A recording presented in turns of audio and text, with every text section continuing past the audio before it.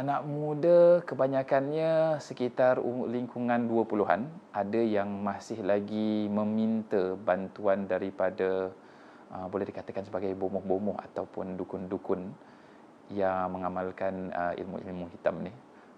Masih banyak lagi sebetulnya, walaupun zaman ataupun era yang sangat moden sekali, tapi tetap perkara ni masih lagi wujud di Singapura. Saya mula ruqyah waktu kat pesantren dulu. Jadi ketika itu umur saya 12 tahun. Dan kebetulan teman saya sendiri waktu di sana terkena rasuk ataupun dirasuk oleh sesuatu. Kemudian daripada saya dan kawan-kawan saya, kita tak pernah mengalami situasi yang seperti itu. Jadi apa yang kita lakukan, kita panggil pengajar kita ataupun ustaz kita untuk bantu. Kemudian ketika dia bantu dan kami melihat situasi tersebut, timbul minat di situ.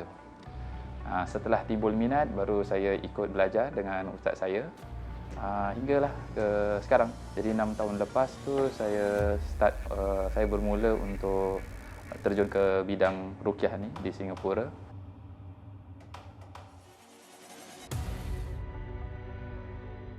Setelah COVID ni, dia makin lama makin kerap lah. Satu hari lebih kurang dalam 4 ataupun 5 kes dalam satu hari. Itu biasanya saya akan bermula daripada pukul 10 pagi dan saya akan mengakhiri pekerjaan saya sekitar pukul 6.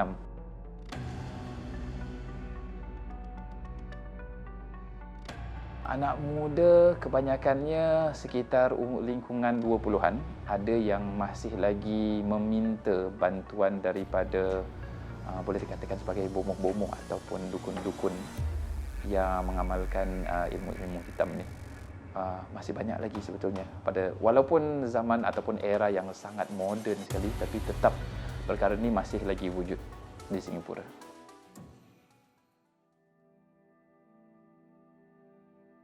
Pengalaman pahit sebetulnya baru terjadi tahun ini juga.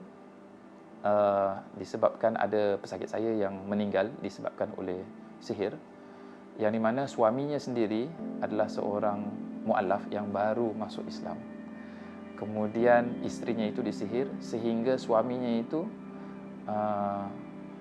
hubungi saya, kemudian tanya dengan saya bagaimana apa yang harus dilakukan, kerana dia tidak tahu apa-apa pun, sebab dia masih lagi belajar bagaimana untuk solat. Jadi yang ditanyakan tu adalah di antaranya apa yang harus dilakukan ketika isterinya itu muntah kertas-kertas yang ada tulisan-tulisan dan juga sesuatu yang tidak masuk akal. Disebabkan dikatakan isteri saya tak pernah makan kertas-kertas, isteri saya tak pernah makan daun-daunan, isteri saya tak pernah makan batang pokok. Tapi apa yang keluar tu adalah seperti itu. Dan ketika isterinya itu muntah tu bukan muntah yang biasa, tapi muntahnya itu warna hitam. Hingga doktor pun tidak dapat mengesahkan apa jenis penyakit tersebut, sehingga meninggal.